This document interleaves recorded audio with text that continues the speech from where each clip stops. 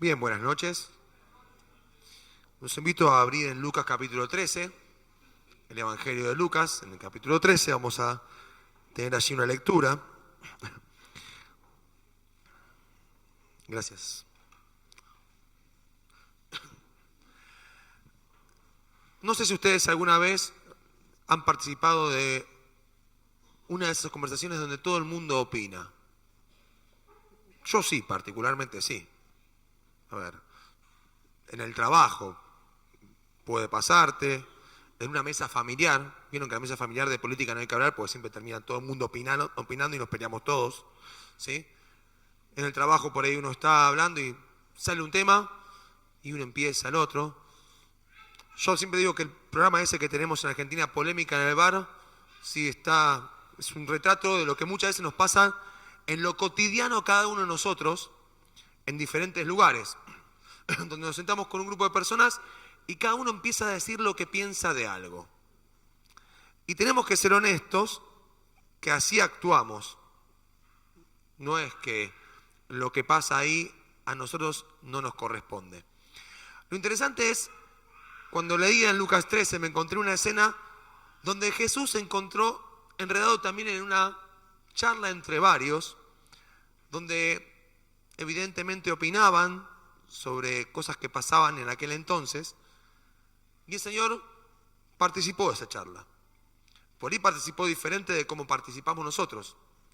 Y por ahí, a partir de escuchar la forma en la cual Jesús participó, podemos pensar cómo nosotros tenemos que participar cuando estamos en medio de una charla así. Lucas 13, versículos 1 al 5, dice así: en este mismo tiempo, un tiempo en el cual Jesús estaba enseñando, estaban allí algunos que le contaban acerca de los galileos, cuya sangre Pilato había mezclado con los sacrificios de ellos. Respondiendo Jesús les dijo: ¿pensáis que estos galileos, porque padecieron estas cosas, eran más pecadores que todos los galileos? Os digo, no. Antes, si no os arrepentís, todos pereceréis igualmente. O aquellos 18 sobre los cuales cayó la torre en Siloé y los mató, ¿pensáis que eran más culpables que todos los hombres que habitan en Jerusalén? Os digo, no. Antes, si no os arrepentís, todos pereceréis igualmente. Si tengo que poner un título a lo que hoy vamos a hablar, utilizaría la pregunta que hace el Señor en forma retórica. ¿En qué estamos pensando? ¿En qué estamos pensando cuando nos enteramos de algo? Evidentemente que hay dos hechos los cuales por ahí no parecen importantes. Hasta parecerían titulares de un diario o que corresponden a un noticiero. ¿Sí? Cayó una torre en Siloé. ¿Murieron cuántas personas? 18. Y estamos todos en casa leyendo: che, qué cosa injusta. O uno dice: por ahí se mandaron una macana. O habrán hecho algo mal. ¿Quién fue el arquitecto? Y empezamos a discutir y pasamos horas charlando por qué murieron los 18 a los cuales le cayó una torre en Siloé.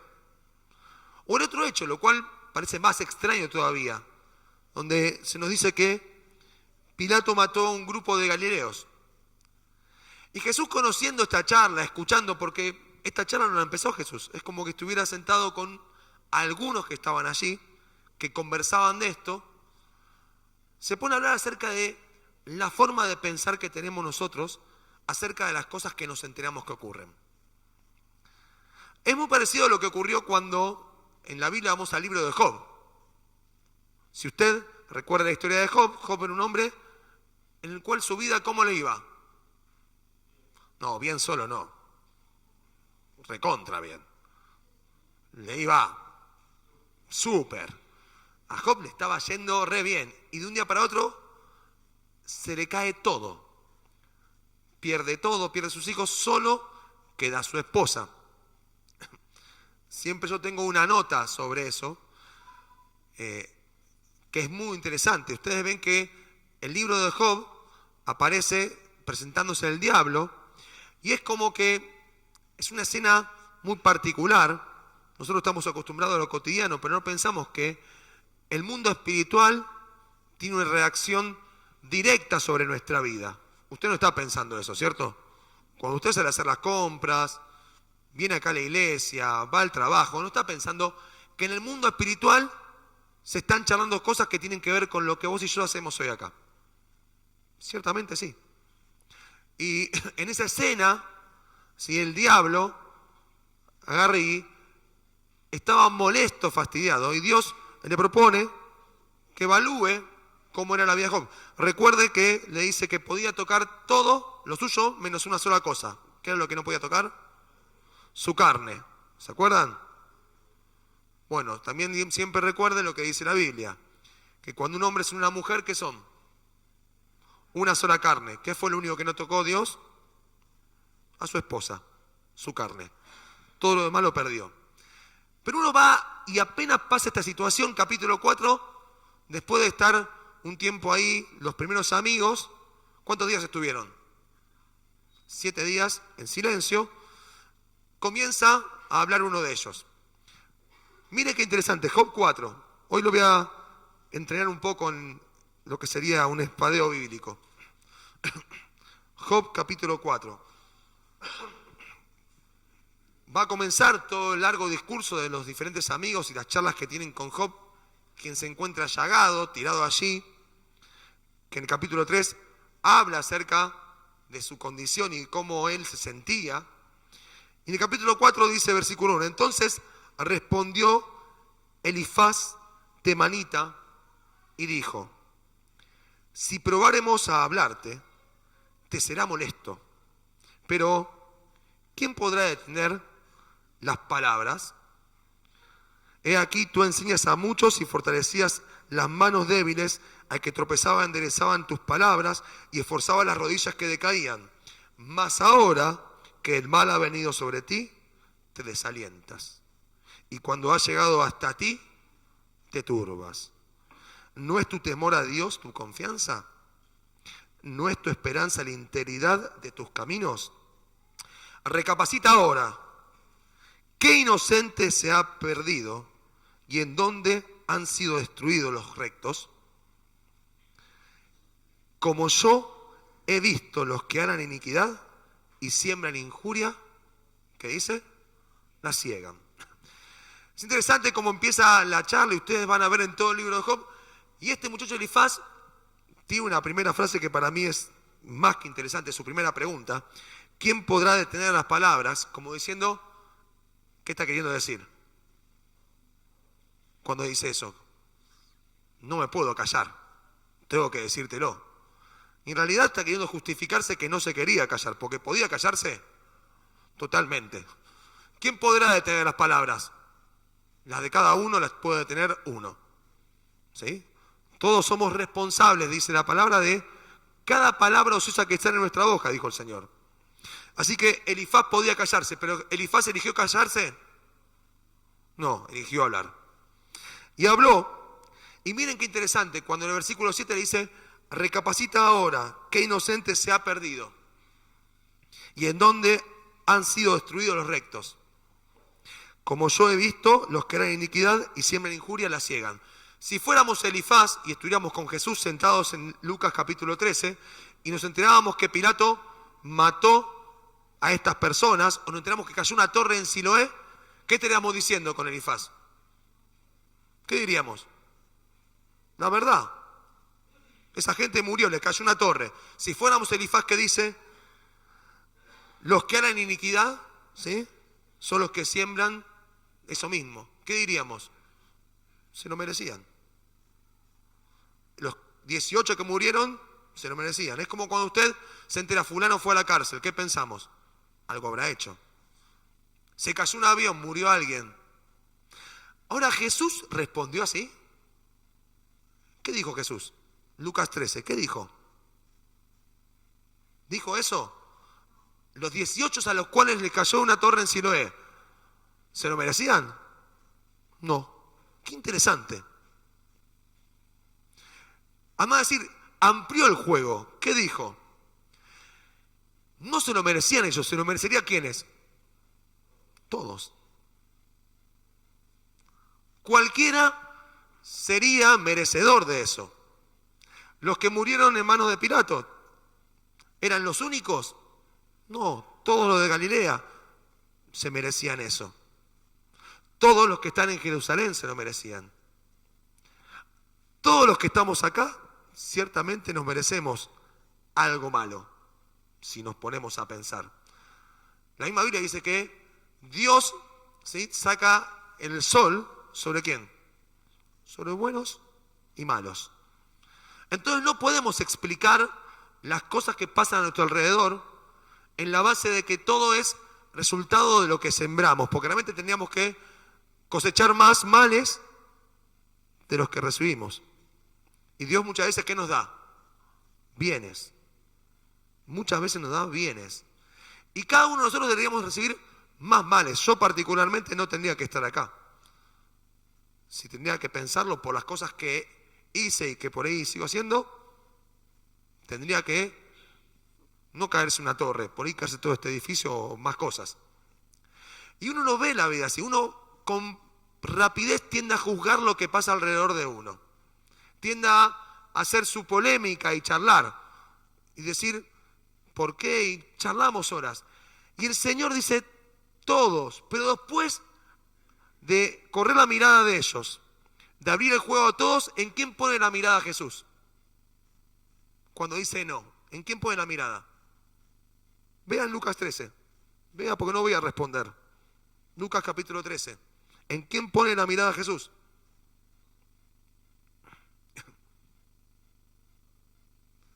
¿En quién? No, lee bien. Dice, si no os arrepentís, ¿a quién le está hablando? A cada uno de los que está ahí hablando. A esos algunos que eran capaces de hablar de otros, pero no, que pensaban que todos estamos metidos en la misma bolsa. Jesús dice, somos presurosos para hablar lo que le pasa a aquellos. No nos damos cuenta que nosotros estamos metidos igual, que merecemos por ahí cosas tal cual como la de ellos y no estamos sufriendo esos males. Y después de eso le dice Jesús, pero presten atención por ustedes. Porque si ustedes no se arrepienten, ¿qué dice? Todos pereceréis igualmente. Es que Jesús vino a traer este mensaje. Y evidentemente nosotros a veces tenemos en bien el hablarle a otros, ¿sí?, de lo que Dios quiere decirnos a nosotros. Pero Jesús quiere que nosotros lo digamos a Él. Y el mensaje de Jesús desde un principio tiene que ver con esta palabra que Él plantea acá, que es el arrepentimiento. Es muy difícil pensar en arrepentirme yo de algo, si evidentemente estoy viviendo ¿qué? ¿Qué es lo que les pasa a otros? Y veo que lo que les pasa a otros es producto de ¿qué? De lo que ellos reciben porque algo mal hicieron. Y si a mí no me pasó, ¿por qué será?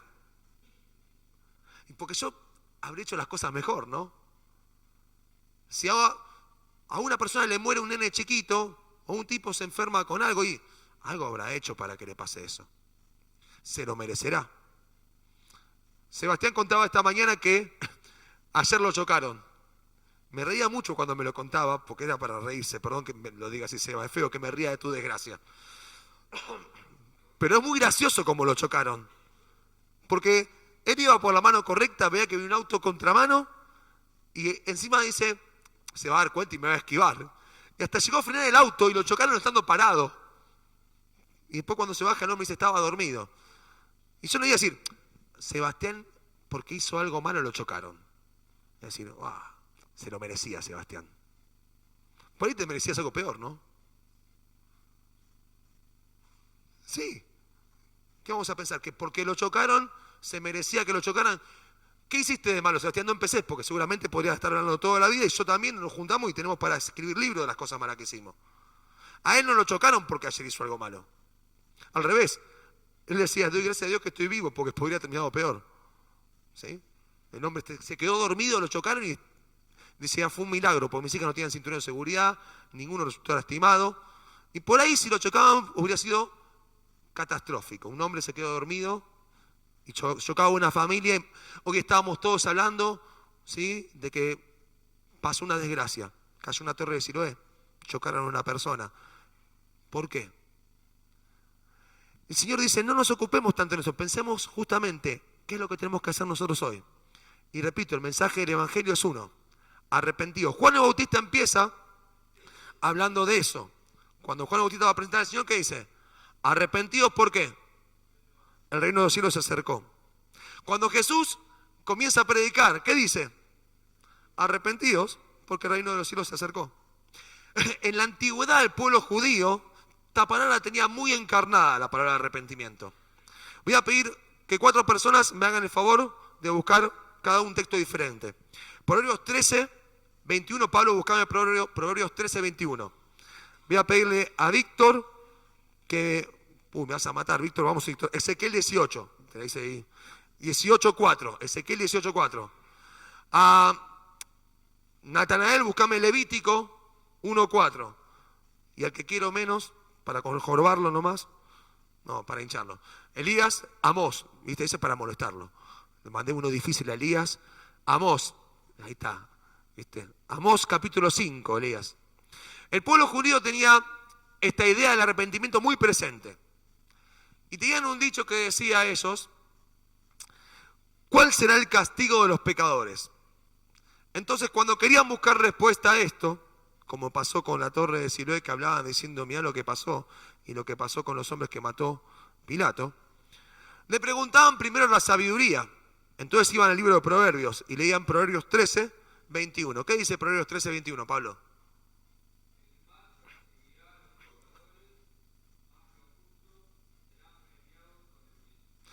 No está mal lo que dice la palabra de Dios, es verdad, Dios lo dice. Y eso decía en la sabiduría, dice eso, el mal persigue a los pecadores. Entonces estamos todos en el horno, porque el mal nos persigue a todos. ¿Sí?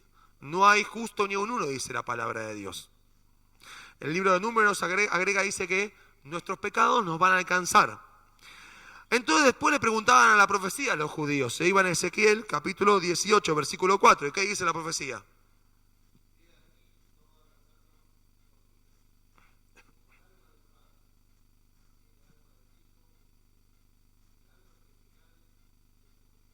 Y decía, la profecía dice, cualquiera que peca, cualquiera que no es justo, va a morir. Entonces iban y le preguntaban a la ley, Levítico capítulo 1, versículo 4, Natanael.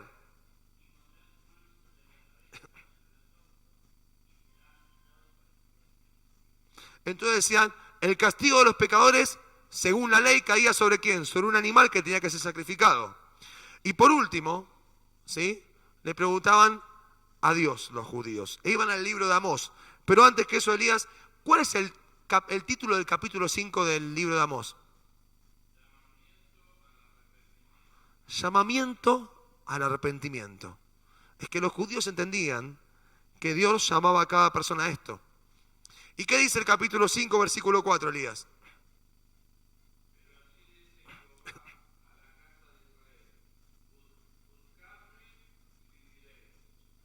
Así dice Dios, buscadme y viviréis. ¿Y qué significa arrepentirse? Buscar a Dios.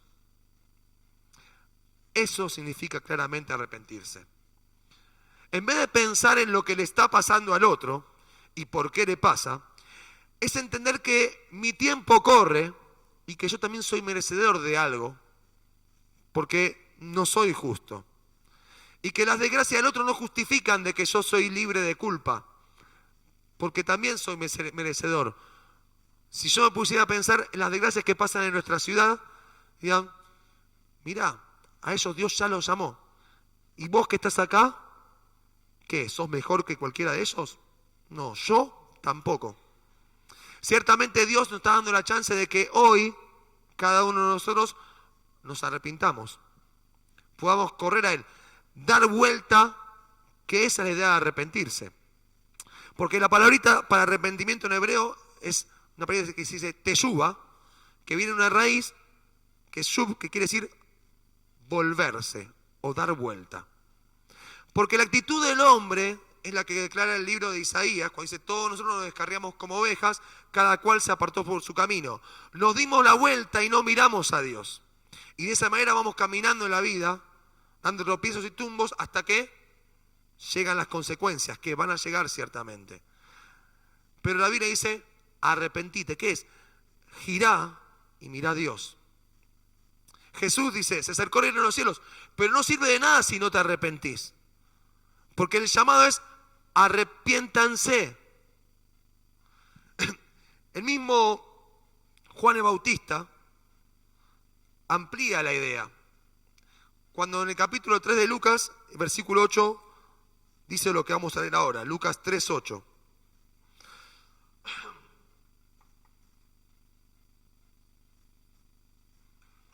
Antes de leerlo les hago acordar que cuando Jesús también llama a Mateo, ¿sí?, entra en una controversia con las personas que también hablaban de, mirá, está con un publicano, está llamándolo. ¿Qué estaban haciendo la gente? Lo mismo que hacían con la gente de la Torre de Siloé y con los galileos que murieron por mano de Pilato. Estaban juzgando a Mateo. Y el Señor dice, he venido a llamar a pecadores. No vino a llamar a justos, sino vino a llamar al arrepentimiento. Y mire lo que dice el libro de Lucas capítulo 3, versículo 8. Dice así, haced pues frutos dignos de arrepentimiento. Y no comencéis a decir dentro de vosotros mismos. ¿Qué es esa frase, decir dentro de nosotros mismos? ¿Qué es? ¿Qué dijeron? Pensar, como hacían aquellos hombres cuando estaban con Jesús. Que pensaban en lo que le pasaba al otro, como hacía Elifaz cuando veía a Job. Se lo merece, algo malo habrás hecho. Como hacemos a veces, decimos, lo que estamos leyendo hoy es para Neftalí. No, no es para Neftalí, es para todos, es para mí también. Por eso, dice, no comencés a pensar dentro tuyo. Decían, a Abraham por padre, ¿sí?, es el que tenemos nosotros, porque os digo que Dios puede levantar hijos de Abraham aún de estas piedras. No hay posiciones delante de Dios, no hay privilegios, no hay personas con coronita, no hay justos, todos son pecadores. Por eso el llamado es a arrepentirse. Pero miren qué interesante la expresión de Juan el Bautista. Haced pues frutos dignos de arrepentimiento. ¿Qué es un fruto digno de arrepentimiento? Porque arrepentirse no es solamente decir pido perdón y sigo a Jesús. ¿Qué es un fruto digno de arrepentimiento? Es hacer acciones que dejen ver lo que pasa ¿dónde? Adentro de uno. Si verdaderamente una persona decide arrepentirse, tiene que expresarse ¿dónde? En su vida, que está arrepentido. Yo no puedo salir de acá y decir, me arrepiento de mis pecados, salir de acá y seguir haciendo ¿qué cosa? Lo mismo. Tiene que haber un cambio. Si una persona se arrepiente en serio, tiene que haber la decisión de dejar de darle la espalda a Dios y empezar a mirarle a Él. Para que nuestra vida, nuestra conducta, a partir de mirar a Jesús, sea transformada y cambiada. Muchas veces nos encontramos evaluando, diciendo, uy, mira, ¿será salvo o no será salvo? Primero pregúntatelo vos. ¿Sí? Pregúntate vos si conoces al Señor Jesús. Mirá si en tu vida hay algún fruto digno de que pegaste la vuelta y empezaste a ver a Jesús y ya no caminás como caminabas antes. Porque salir de acá diciendo soy cristiano y sigo caminando igual, la pregunta es, si te arrepentiste. Porque por ahí te autoconvenciste con una religión, con un mensaje, porque tu familia está acá, y no sirve de nada. La gente que estaba ahí, a la cual hablaba el señor Juan el Bautista, decía, nosotros tenemos por padre Adán, venimos de una religión. Por ello pensás que porque tus papás están en la iglesia, a vos te llega por decantación que vas a ser salvo. No. Arrepentite, da la vuelta y mirá a Dios, para que salga algo en tu vida que exprese que estás mirándolo a Él. Que ya no es lo que vos hacés. Que te diste cuenta que tu vida, por donde iba, estaba mal.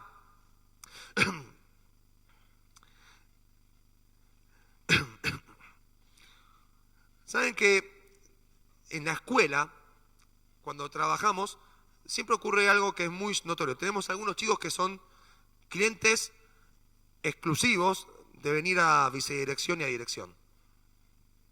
Son clientes exclusivos. Tienen membresía, VIP. Vienen reiteradamente. Hasta hay un chico que viene desde sala de 4. Yo estaba en 7º grado. Cuando se portaba mal me lo mandaban a 7º a mí. Desde sala de 4 y hoy está en 5º grado y sigue viniendo a dirección. No, tiene todas. Y uno dice, ¿saben cuántas veces escuché a este chico decir, perdón, no lo voy a hacer más? Les quiero decir, ¿saben cuántas veces lo escuché? Un montón de veces.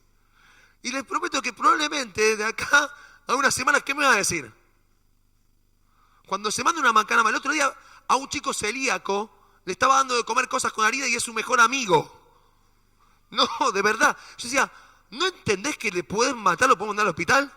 Sí. A ver, basta, un día vas a lastimar a alguien o te vas a lastimar a vos. Y él dice, otra vez, perdón, no lo voy a hacer más. Les hago una pregunta, ¿está arrepentido? ¿Cómo? No, la tiene clarísima, ni lo dudó. Ya tenía la respuesta antes que la pregunte. Pero voy a pasar el juego a nosotros. Cuando yo como hijo de Dios, si digo que soy cristiano, ¿sí? Agarro y empiezo a voy a hablar mal de Damián. Entonces hablo mal de Damián.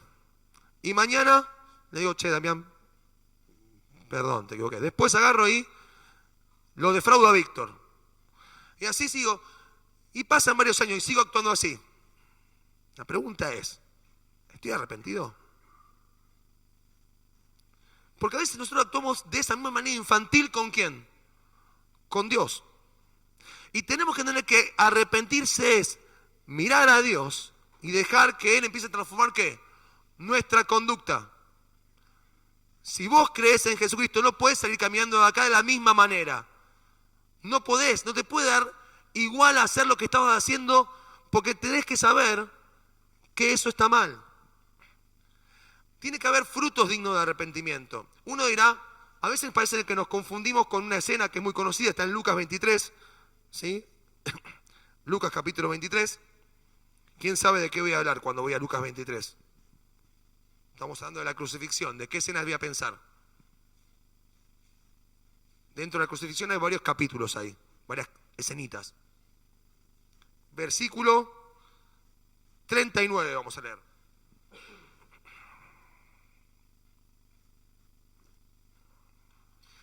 Dice así, y uno de los malhechores que estaban colgados le injuriaba, diciendo, si tú eres el Cristo, sálvate a ti mismo y a nosotros. Usted conoce cómo sigue la escena. El otro malhechor, ¿qué hacía? ¿Qué hizo el otro malhechor? Lo llamó a la reflexión. ¿Y Jesús qué le dijo? ¿Qué le dijo? Ciertamente estarás conmigo en el paraíso. Uno piensa, cuando ve esta escena, dice, ¿qué hizo este hombre para ir al cielo? ¿Y hubo un fruto digno de arrepentimiento? Sí. Porque a veces pensamos que no, que decimos, bueno, le pidió perdón a Jesús, porque sabía que estaba en las últimas, y se fue al cielo. Hizo un fruto digno de arrepentimiento, porque usted lea el versículo 40, respondiendo el otro, le reprendió, diciendo, ¿Ni aún temes tú a Dios estando en la misma condenación? Nosotros a la verdad justamente padecemos porque recibimos lo que merecieron nuestros hechos, mas ningún mal hizo. Eso es un fruto de arrepentimiento. No es que él agarró y no tuvo ningún fruto, me dijo, Señor, te pido perdón, quiero ir con vos al cielo y ya está. Este hombre hizo una confesión declarada ahí y mostró un fruto digno. ¿Qué es digno? Merecedor de arrepentimiento. Porque solamente, repito, como hace este chico de la escuela, pedir perdón no lo voy a hacer más un montón de veces, no es un fruto digno de arrepentimiento. Un fruto digno de arrepentimiento es cuando uno vuelve, se da vuelta de la posición que está y mira a Jesús y le dice, Señor, me equivoqué. Quiero caminar como vos caminaste. Yo no merezco esto. Quiero empezar a mirarte e imitarte. Todo el mensaje de los evangelios consiste en esto. En Hechos capítulo 3, cuando Pedro predica, dice, arrepentíos y qué, y convertíos, para que vengan tiempos de refrigerio del Señor. Es que sin arrepentimiento, aunque el reino de los cielos sea acercado, vos estás lejos. Y lo último que vamos a leer hoy está en Hechos 26. Hechos capítulo 26.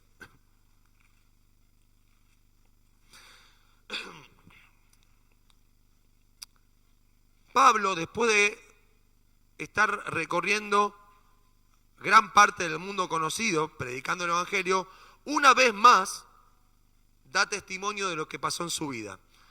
En esta oportunidad ante el rey Agripa. Y al hablar con él, va a tener un discurso largo. Va a contarle toda su vida. Y va a dar cuenta de lo que Dios hizo con él. En el versículo 12 leemos lo siguiente. Ocupado en esto, dice Pablo, iba yo a Damasco con poderes y en comisión de los principales sacerdotes. Cuando a mediodía, oh rey, yendo por el camino, vi una luz del cielo que sobrepasaba el resplandor del sol, la cual me rodeó a mí y a los que iban conmigo.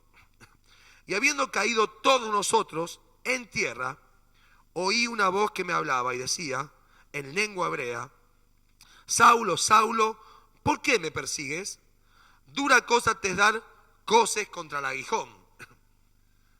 Pablo iba ahí, estaba chocando con Dios, chocando contra la voluntad de Dios, golpeaba en contra de Dios y se lastimaba a sí mismo. Esta es nuestra conducta como pecadores. Y Jesús le dice, ¿por qué estás haciendo esto? Yo entonces, versículo 15, dije, ¿quién eres, Señor? Y el Señor dijo, yo soy Jesús, a quien tú persigues. Hasta ese momento Pablo pensaba que perseguía a los cristianos, ¿cierto? Bueno, cuando perseguía a los cristianos, ¿a quién estaba persiguiendo en realidad? Al Señor Jesús. Pero levántate y ponte sobre tus pies, porque para esto he aparecido a ti, para ponerte por ministro y testigo de las cosas que has visto y de aquellas en que me apareceré a ti, librándote de tu pueblo y de los gentiles a quienes ahora te envío, para que abras sus ojos, para que se conviertan de las tinieblas a la luz y de la potestad de Satanás a Dios, para que reciban por la fe que es en mí perdón de pecados y herencia entre los santificados.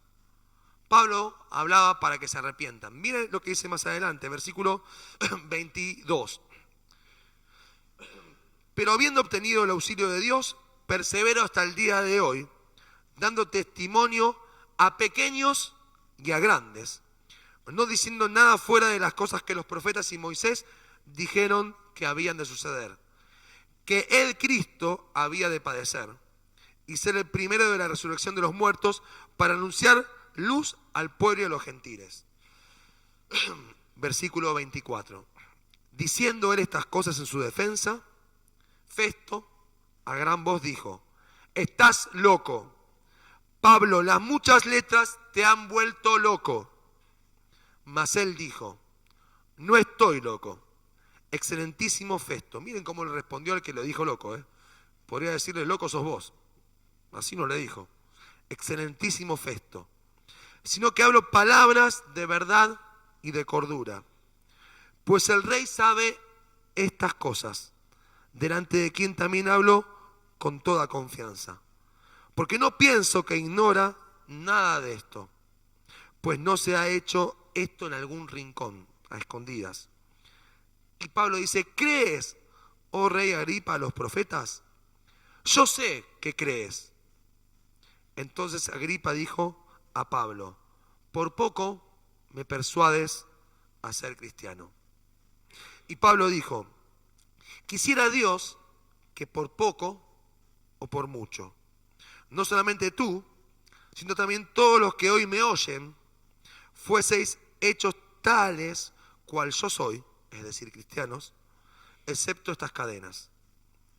Cuando había dicho estas cosas, y se levantó el rey y el gobernador y Berenice, y los que se habían sentado con ellos, y cuando se retiraron aparte, hablaban diciendo, y se pusieron a hablar de Pablo. Pero no se pusieron a hablar de lo que Pablo le estaba contando. Lo que Pablo le estaba diciendo era que se arrepientan. Que se arrepientan, porque el reino de los cielos se acercó. Dios pide a cada uno de nosotros una transformación en nuestra vida, un cambio de actitud, y comienza por dar vuelta en nuestro caminar, por girar y volvernos hacia Dios. Y como bien decía el libro de Amós, buscadme y viviréis. Buscadme y viviréis. No tenés que correr más escapando de tus pecados porque te van a alcanzar. No le preguntes a la sabiduría, ya sabes que eso va a pasar. No tenés que saber que hay una sentencia de muerte, ya lo sabemos. La paga del pecado es muerte. No tenés que pensar en que hay que hacer un sacrificio con un corderito, como dice Levítico. Ya Jesús lo hizo en la cruz por vos y por mí. Buscad a Dios y viviréis. Hacé como hizo ese ladrón en la cruz, que se dio cuenta que la clave de la salvación de su vida, ¿cuál era? Arrepentirse. Y mostró un fruto digno de arrepentimiento, confesando con sus labios que Jesús es el Señor. Y que Él no era merecedor de lo que estaba pasando en la cruz, porque cargaba con su pecado y con todo nuestro pecado. Arrepentite.